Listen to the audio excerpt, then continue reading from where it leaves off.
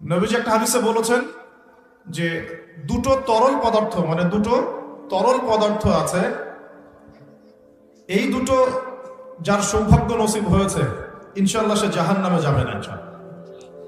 আরেকটা হচ্ছে দুটো দাগ যার শরীরে আছে সেও ইনশাআল্লাহ তাআলা জাহান্নামে যাবে না। এক নাম্বার দুটো তরল কি? একটা হচ্ছে গায়ের রক্ত। যে ব্যক্তি আল্লাহ পাকের দ্বীনের জন্য রক্ত দিয়েছে, আল্লাহ পাকের দ্বীনের জন্য, দুনিয়ার জন্য না, আল্লাহর দ্বীন প্রতিষ্ঠার জন্য যে সংগ্রাম করেছে, রক্ত ঝরেছে, এই যে রক্তের ফোঁটা মাটিতে পড়ার আগেই তার সমস্ত গুনাহ মাফ করে দেওয়া। যেমন উহুদের যুদ্ধে সাহাবীরা যুদ্ধ করেছেন না, বদরের যুদ্ধে সাহাবীরা যুদ্ধ করেছেন না, তাদের রক্তের ফোঁটা মাটিতে পড়ার আগেই সমস্ত গুনাহ আল্লাহ মাফ করে দিয়েছে। আরেকটা তরল পদার্থ হচ্ছে অশ্রু, চোখের পানি।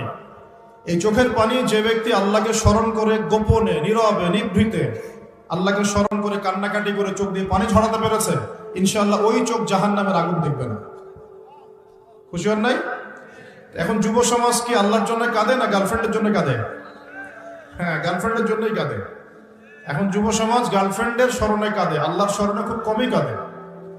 আর সেই গার্লফ্রেন্ড তো আপনার সাথে কবরে যাবে নাকি? যাবে? শোনেন, আপনারা সবাই ইয়াং, একটা অভিজ্ঞতা শেয়ার করি। অভিজ্ঞতা, ফিলোসফি যেটাই বলেন, যে আমরা অল্প বয়সে শিখেছি, আল্লাহ শিখিয়েছেন আলহামদুলিল্লাহ। দুনিয়াটা হচ্ছে একটা অনিশ্চিত জায়গা। এক নম্বর কথা হচ্ছে দুনিয়া একটা কি? অনিশ্চিত জায়গা। এখানে কোনো কিছু নিশ্চিত না এবং কোনো কিছু স্থায়ীও না। এখানকার সুখও স্থায়ী না, এখানকার দুঃখও স্থায়ী না। এখানে আপনি সুখে আছেন, এই সুখ চিরদিন থাকবে না, মাথায় নিয়ে নেবেন। এখন খুব সুখে আছি আলহামদুলিল্লাহ, কিন্তু এই সুখ কিন্তু চিরস্থায়ী হবে না, মাথায় নিতে হবে। এখন খুব কষ্টে আছেন, এই কষ্টও চিরস্থায়ী হবে না, সুখ আসবে পরে। এখন সুস্থ আছেন, এই সুস্থতা চিরস্থায়ী হবে না, অসুস্থ হবেন। আবার অসুস্থ আছেন, এই অসুস্থতা চিরস্থায়ী হবে না, আবার আপনি সুস্থ হবেন ইনশাআল্লাহ। মানে দুনিয়াতে কোনো কিছুই চিরস্থায়ী না। কারণ কি? কারণ দুনিয়াটাই তো চিরস্থায়ী না। মানে এই দুনিয়াটাই তো চিরস্থায়ী না, এই কারণে দুনিয়ার কোনো কিছুই কি না, চিরস্থায়ী না, সব টেম্পোরারি। এটা হচ্ছে দুনিয়ার বাস্তবতা, হাকিকত। কোনটা স্থায়ী? ওয়াল আখিরাতু খায়রু ওয়া আবকা। আখিরাত হচ্ছে চিরস্থায়ী এবং উত্তম, এটা স্থায়ী। এখানে যে খারাপ আমল নিয়ে যাবে, অনন্তকাল ওই খারাপ আমলের ফল তাকে ভোগ করতে হবে। ওখানে যে সৎ আমল নিয়ে যাবে, ঈমান নিয়ে যাবে, অনন্তকাল সে সুখ এবং স্বাচ্ছন্দ্যে থাকবে ইনশাআল্লাহ।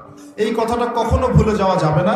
দুনিয়া একটা ক্ষণস্থায়ী জায়গা, টেম্পোরারি জায়গা, এখানকার কোনো কিছুই স্থায়ী না। এক। দুই, এই দুনিয়ার জীবনটা জেলখানা। এটা কি?